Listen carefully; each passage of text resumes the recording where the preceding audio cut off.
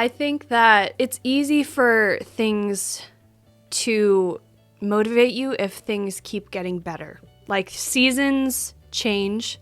There was a season in my life where I was depressed. I was very upset. I was in mourning. I was looking for the will to keep going. And now this is, for me, a season of provision and the season of prayers being answered. And I think that if you keep praying and hoping that things are going to get better, they will. And that's where the motivation to keep going comes from.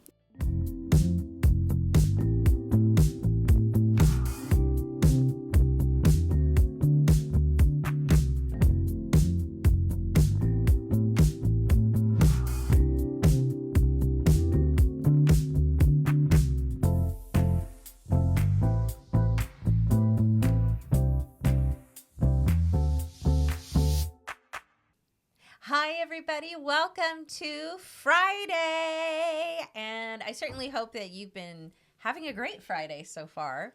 Yeah. This is See You Friday. You've tuned is. into the right channel. I'm Jessica Heilman, and I am seated next to my most beautiful daughter, Madeline. Good to see you guys.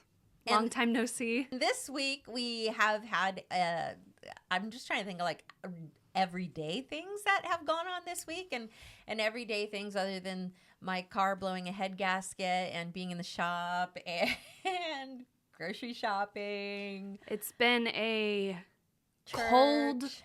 cold week. Yes, it was pouring down. It was rain freezing this week. and cold, but we hope to warm you up with some joy, some laughter, and some educational information on what to do and where to go in the Bay Area when you have some time to kill, I guess. And when it starts getting warmer. A lot of these things that we feature on See You Friday, these places that we've gone, are places that we're actually documenting that we went with Grandma when Grandma was still with us. She's the first one that introduced us to the nature walk. I mean, I knew Half Moon Bay because it's a beach and it's in California, but I didn't know where to go. I think if you are new to California and you don't live near the beach, you probably don't know where to go to the beach, but we've been living here for so long that we have our staples. Yes. We've got Half Moon We have Bay, our favorites. Capitola, Carmel by the Sea. There's a lot of places that you could go, but once you've lived here for a certain amount of time, I think you'd pick your favorites. Yeah. And Half Moon Bay is one of our favorites. So we're going to go ahead and talk about it. And as we talk about it today, we're going to go through some information and some memories. So when you're driving down from Half Moon Bay, here first, before I even get started, Half Moon Bay population of at last recorded is 11,795 people. So it's a coastal town. It's kind of condensed. There really is no big city. As Madeline said, there's no Target. Yes. Don't know if we could live without Target. That would be difficult. But it's got small town feel to it. It was named Half Moon Bay in 1874, and after the rail and road connections in the 1900s, the town began to grow. So that's, as you can see, we're 2026, so it's only been 120 years or so of people going in and out. And since it is about 45 minutes south of San Francisco, because of the windy roads, it's more of a vacationing and like a weekend destination versus like a daily commute type place to live. Yeah, I think that's part of the reason why I love California, is because we have such cute named places like Half Moon Bay, Willow Glen. It's very storybook-esque. Yes. As you're driving into it, we always like to play Jurassic Park. We're big John Williams fans in this house, and when we come around the corner on the drive down to Half Moon Bay and we see the mountains unfold in front of us, it's like, dun, dun, dun, dun, dun. Uh-huh. It looks like Isla Nublar. Isla Nublar. Okay, I'm going to pause right here for the horse. We all have to pay your respects. Respects to the farms. Every time we go to Half Moon Bay, that horse is always there. Limos Farm.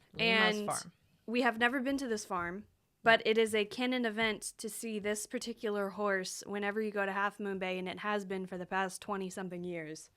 Every time we would pass the horse, we would take a picture of it, and we have never been to that farm, but it is a very, very special part of our family. And we wanted to go to that farm this last Monday, but they're not open on Mondays, and so that kept us from being able to go to the farm. Well, that's their problem that they didn't get us. Unfortunately, I mean, they have calendars with the horse for every month. You can get the horse calendar, and it's a very creative way of drawing attention to your establishment. Is just having we should have that when we have a brick and mortar. Yeah, we'll have a horse that we paint. Or we could have a tree. We could have like a tree, and we just paint it. And like, what's the yellow tree, or what's the green tree? Like the evergreen for 15 evergreen. We have a tree. But we love horses, and we do love horses.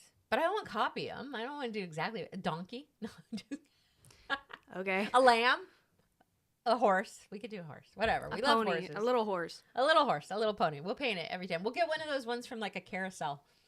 I won't paint it. Oh yeah, that'd be fun. There you go.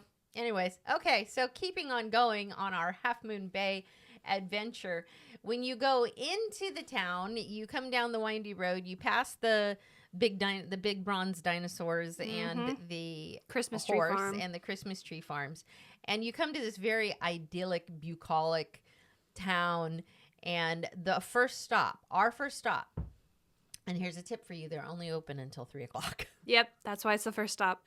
The first stop is always the Moonside Bakery. Shout out to Moonside Bakery in Half Moon Bay. Yep. And why don't you as the footage is rolling, Madeline, of the confections in the bakery, I believe that the footage starts with the front counter, and then it goes into the pies and the tarts, which I've never seen. The only thing that we've ever had from this establishment, even though everything looks so good, is we always get the cookies that they have, because the cakes, we're never going anywhere where we can serve them. So having the cookies is just a fun treat that you can just keep in a little paper bag, and you could just take with you where you're going. We're pretty good. And the prices are pretty... Yeah, like $3.50 for the Half Moon cookie. But I'm sure if you lived in the area and you wanted to go somewhere to get a cake, that place would be pretty good. Oh, yes, the meringue cookies. Those were so fun when I was a kid. And the infamous Big Flat cookie, which is our favorite cookie. Yes, it is the size of a dinner plate. Yes. I don't really know what it's made out of, honestly. Sugar, but cinnamon. When we were kids...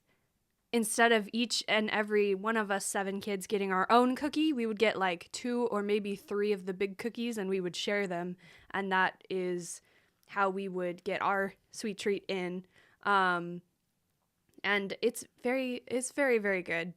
A lot of memories tied to that. If I knew how to make it, I would. But I think that's fun. Kind of that's the fun of it. It's exactly. That's one of those reserved things that you have this core memory. If you have any memories or core memories surrounding food, like turkey at Thanksgiving or grandma's XYZ. Sometimes that one thing can only taste good if you're in that place, in the area, in a certain environment. And for us, that's the, what do we call them? Flat cookie. We just call them the flat cookie. And we go to the Moonside Bakery, and there's this little courtyard where you can go inside and you can sit and eat and have your black cup of coffee. And it's a core memory. It's a core memory, and it's a beautiful, beautiful thing. And once you leave the Moonside Bakery, there are plenty of other little shops around. There used to be more antique stores. I didn't see very many this time, but Madeline will share with us her penchant, if you will, for bookstores and just why books? Why bookstores, my dear? Well, personal backstory on me and being homeschooled. I was a slow learner, and I actually didn't learn how to read until I was 8 years old, which my parents didn't force me to read, and I was grateful for. I was mostly just stubborn. I didn't want to learn how to read, so I didn't until I was around 8. But after I turned 8, I could, because we didn't have, well, we had iPads and we had phones, but I never got to use them because they would always go to my little siblings. So I would just have a book with me everywhere in the car. We would have picture books because the kids were always screaming, and the only way to get them to be quiet for a very short drive was with a game, and it was mostly for Dad's sake because Dad doesn't really like hearing screaming kids, and I get it, but. When I was a kid, I would have books, and once I learned how to read, it was very, very fun. I know not a lot of people like to read, but that's just one of the things that I myself have always loved is I love learning, and learning in the form of reading for me was my personal favorite because I'm more of a visual learner than an audible learner, and reading about something that teaches me about something I didn't know about that's just how my brain works. I never would have stopped. Let's just put it this way. I never would have paid as much attention to independent bookstores, to reused, do they call them reused? Recycled bookstores. I mean, you'll actually go out of your way to Google recycled bookstores, and we'll go to even entire towns just to go to the recycled bookstore. By the way, there's a lot of really, really great independent bookstores in San Francisco that I've been to. Shout out to Green Apple Books. That's my personal favorite one in San Francisco that I've been to. But I also, when I was 16 in my first job, I used to work at a bookstore. Yeah. And it was very slow and very quiet, but I had a lot of time to read. And ever since then, I always try to look for a bookstore in whatever new area we're going to. New York City has a lot of really great independent bookstores and also a lot of really great, beautiful Barnes & Nobles too. But that was one of the things that I did my first time I went to New York City is I was just looking for different bookstores, and it was amazing. And you can tell a lot about a community based on the type of books that, first, if they have a bookstore, and then secondly, the type of books that are more commonly read. It's a pretty cool indicator of the community and where the community, what borough, like if you're in Soho and you're in New York in certain areas, and the majority of the books that you find are art books, or the majority of the books you find are in finance, or in Half Moon Bay when you go into the bookstore, I noticed a lot more of the books are obviously ocean and nature themed or preservation, and also young adult and children, and so it's kind of like, okay, this is the vibe. And so there's these very that's pretty specific cool. If you find a picture, I'm sure if you find a picture and you're from the Bay, I'm sure you know what we're talking about, but those like San Jose history books, and they look a certain way. Yes, there were a lot of those. There's a Barnes & Noble in Los Gatos, and there's a lot of those there. It looks very specific. So I would highly suggest, if you're moving or relocating or considering relocating, maybe for a job, or you just want to get out of whatever environment you're in and you're ready to replant, go and visit when you're on vacation. Look at the local bookstores and look at the type of books that they have in those bookstores based on that community that you're considering moving to, because that'll give you a really good indicator of what the vibe is of what environment you're going to. Yes. And in an area like Monterey, John Steinbeck was from Monterey. So a lot of his books talk about Monterey and Salinas. Yeah. And also because he wrote so much about the area he was from, Monterey kind of shapes their history around him. Yeah. And that's really cool. Their cannery culture. Yes. Speaking of culture, Half Moon Bay actually has quite a extensive art culture. They have art festivals there each year. They have a pumpkin festival, which we've never gone to because it's just, the rumor is it's very crowded in the traffic, but maybe this year, who knows, maybe for See You Friday, we'll go to the Pumpkin Festival in Half Moon Bay. But you'll see on the buildings, there are these lots of beautiful murals of just paintings from different artists, as the artisan community that they are, and having those art festivals. And there's murals of waves, there's murals of sunflowers, there's murals of octopi. Is it octopuses or octopi? I'm assuming it's octopi. And you'll see just beautiful art displayed from many artists. We are in Half Moon Bay. That's the beach. We're in Half Moon Bay. We're very close to Roosevelt Beach. This is where we've been coming for my whole life. Have you been coming here before you had kids? No. Yeah. I don't know how we found it, but this is our favorite place to go to in Half Moon Bay. So, let's go.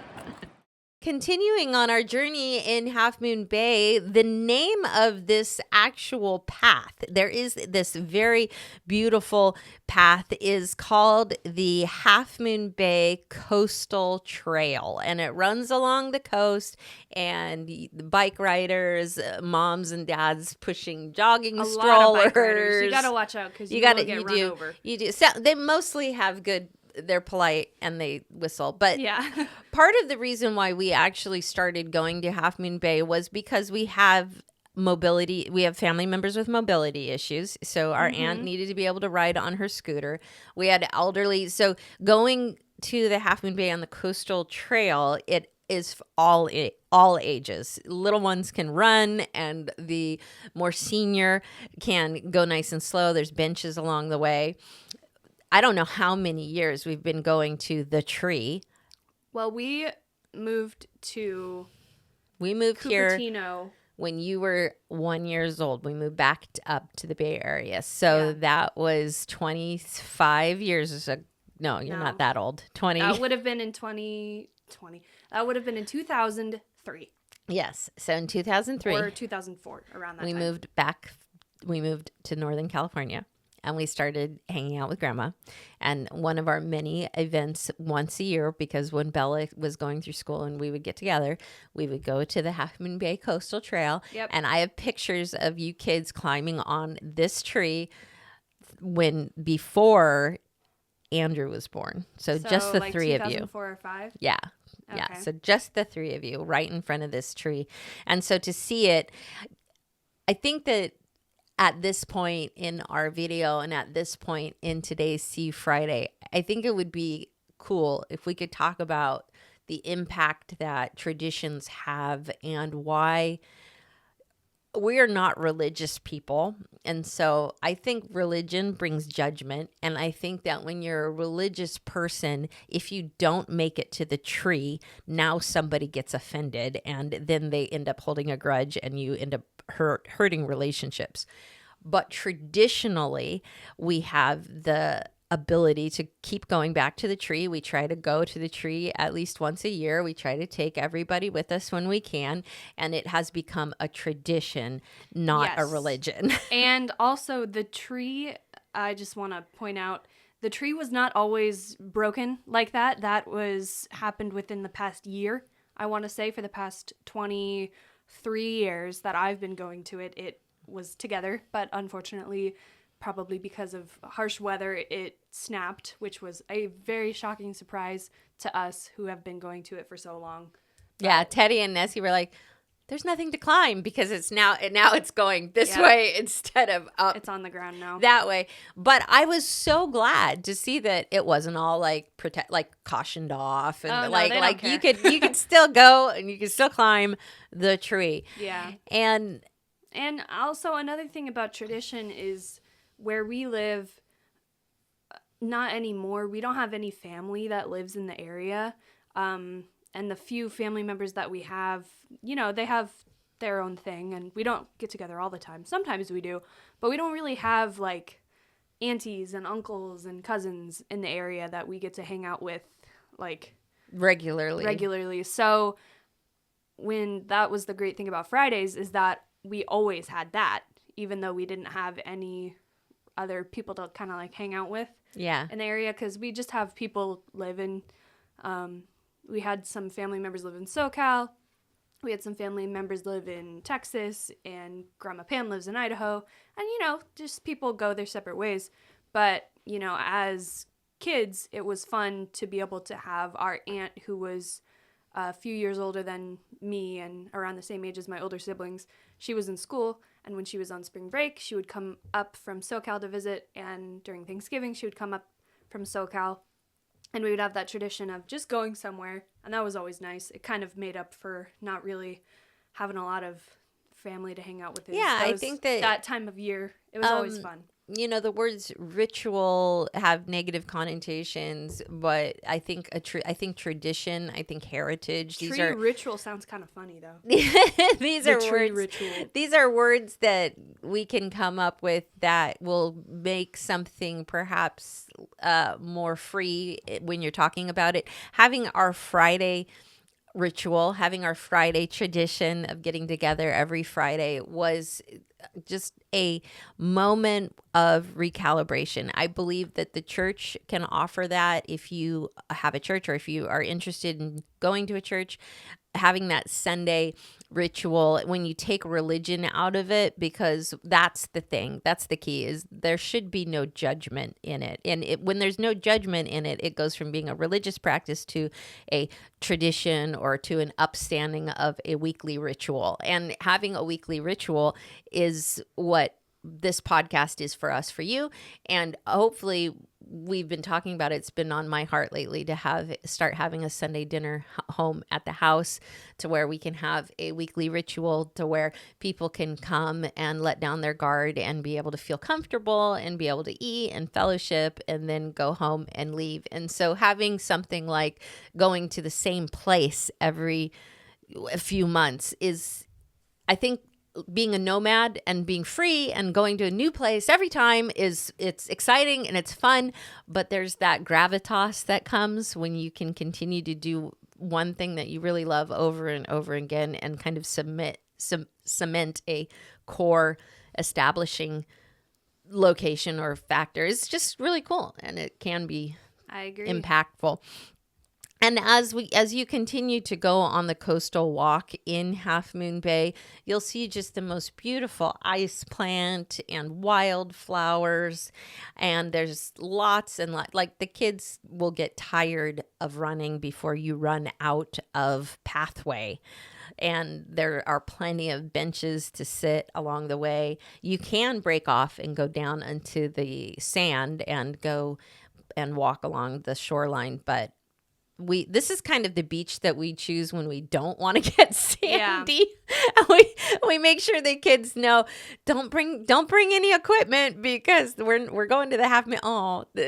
Half of them go, but then they have such a good time running on the path that it's kind of like, oh, okay, all right, yep. All right, we get it. So as we're ending down this experience that we had on Monday, Madeline, I wanted to ask, it's such an inspiring, it's going out, being in nature. I was talking to Nessie, and she's so excited that we're doing this on Mondays now. And she even said, she's like, I hope that we do this forever. I hope we always have a Monday adventure, and I want to do this. It's been really meaningful for her and for Teddy to be able to have these Monday experiences. I think it's inspiring for them. I think for me personally, being able to go and see God in everything, see God in the trees and God in the wildflowers and the butterflies, and it just opens up our whole world. And so I'd like for you to maybe share, or maybe ask you, like, what inspires you to keep going? I mean, life's tough. Life's hard. Yeah. Well, I think that having things, it's easy for things to motivate you if things keep getting better. Like, seasons change. There was a season in my life where I was depressed. I was very upset. I was in mourning. I was looking for the will to keep going. And now this is, for me, a season of provision and the season of prayers being answered. And I think that if you keep praying and hoping that things are going to get better, they will. And that's where the motivation to keep going comes from, is that even if things are bad, if you keep imagining and dreaming about things getting better, eventually things will get better. And going somewhere nostalgic, even for the day where you used to go with your grandma, helps a little bit. If you're feeling alone or lonely and you miss her, I might start crying. But just making sure that even if you used to have something very special, that you don't think of it as dead, if that makes sense. Like, I don't think of those memories as dead memories. I think of them as childhood and what my life was like at that time. But they're not dead memories. Those memories are still very much alive. I love in Ratatouille, and we can always pull up a Disney movie, but I love in Ratatouille when you see the staunch, religious, strict, oppressed, depressed ego come into being the critic of all critics to critique the food. And the moment, he takes that bite of the ratatouille that Remy makes and goes back into his childhood and is immediately taken back to the feeling of home and to the, growing up simply, that it was this very simple act. It was this very pared down, all of the fuss and the rigmarole taken out of it, all of the extra, if you will, everything with, as we know on TikTok and Instagram and everything's about, a lot of times can be about extra and like all of the extra. You got to have all the maximize your cleaning supplies. And I mean, it's like extra, extra, extra. But in that moment in Ratatouille, when he takes that bite and he goes back to just, peasant food, peasant soup, and is remembered of who he is, where he came from, where his family was. And then that moment in his life becomes the turning point in his life for freedom. Like you see at the end of the movie that Anton Ego has, turned he's 180 degrees different. And now he's getting to relax and live his most free life. And you've got the rat getting to create. And that's how like just unserious we are, is we'll use references from kids' movies as real life examples. Well, absolutely. We're just, we're that laid back. Yeah. Well, it's a parable or metaphor toward life. And I think that Lasseter and Pixar did a fantastic storytelling job back then on helping create an emotion of what it means to have a Pixar tradition. Movies make you cry. Have a tradition, and also the impact that a simple life can have. Yep. And to have a place that is routine, to have a ritual, to have a place where you can go and things don't change much or haven't changed very much, can be that calling back to a more simple time. It can kind of bring you down to earth too, because it's like watching a movie that you haven't seen in a long time, or reading a book again that you haven't read since you were in middle school that you really loved. Like, it takes you from where you are back to where you were. And when you go back, don't live in the past, but if you go back to a place that you used to go to with your mom or your dad or your grandma, or listen to a song that you used to listen to with your grandpa, it can take you back to a time where they were still with you, and you can feel a certain level of just love that maybe you haven't felt in a while. And it's good for a temporary amount of time to kind of keep you going. Like, this is something that means a lot to me, and I want to keep it close to me, but I'm still going to keep going. Yeah, I have a saying, you can never go home again, but you can go home again better. Other than that, do you have any final remarks for this episode of See You Friday, Madeline? Not that I can think of. I think we pretty much talked about everything. Yeah, I think that was a good one. Thank you. That was a good episode. And so for next See You Friday, we're going to see you in Saratoga, California. We're going to actually go and visit Hakone Gardens, a beautiful Japanese garden in Saratoga. And it's full of koi fish and bridges. Bamboo. And it's a really beautiful garden that we would frequent regularly. And we will love to be able to take you with us on that adventure to Hakone Gardens. So see you next Friday from Hakone Gardens. And Jeff as always, Jeff and Jessica. That's a different podcast. See you next Friday. As always, see you Friday is not a goodbye. It's an invitation. Join us.